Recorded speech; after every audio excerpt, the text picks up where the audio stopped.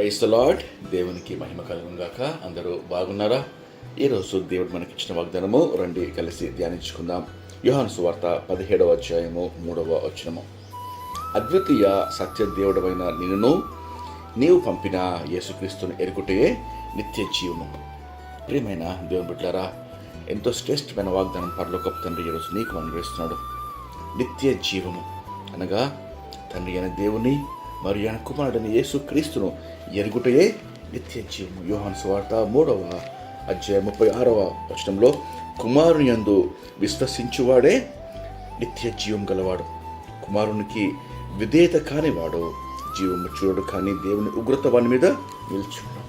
ఈరోజు నిత్య జీవం అనే గొప్ప వరము, బహుమానము దేవుడు తన్ను నమ్మిన వారందరికీ, తన యందు విశ్వాసం ఉంచిన వారందరికీ, ఆయనకు విధేయత చూపు వారందరికీ అనుగ్రహించు గొప్ప వరం. అందుకే మనము రోమీయులకు రాసిన పత్రిక 6వ అధ్యాయము 23వ వచనంలో మనం గమనిస్తే, పాపం వల్ల వచ్చే జీతము మరణము, కానీ యేసుక్రీస్తు యొక్క కృపావరము నిత్య జీవము. నిజమే, ఈరోజు మనకు నిత్య జీవం అనే గొప్ప బహుమానము దేవుడు సిద్ధపరిచాడు. దాన్ని పొందుకుంటకు మనము సిద్ధపడాలి, వేగిరపడాలి.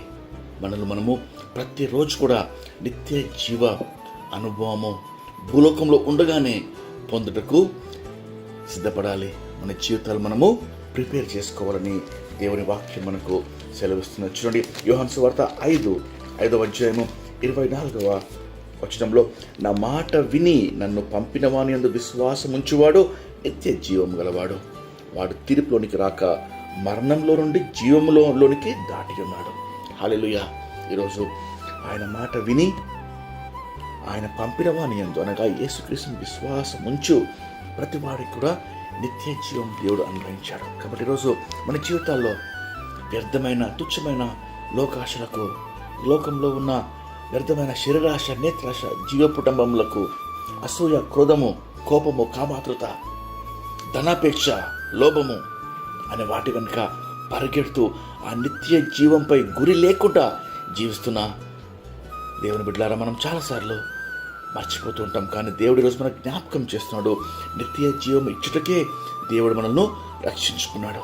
మన గురి, మన యొక్క మనసు, మన యొక్క హృదయము, మన యొక్క ఆశ, మన యొక్క ఆకలి దేవుడు అనుగ్రహించిన నిత్య జీవంపై ఉండాలి అని దేవుడు కోరుకుంటున్నాడు. ఈరోజు మనకు జ్ఞాపకం చేస్తున్నాడు. కాబట్టి ఆ గొప్ప నిత్య జీవం మనం పొందుటకు మనము సిద్ధపడదాం.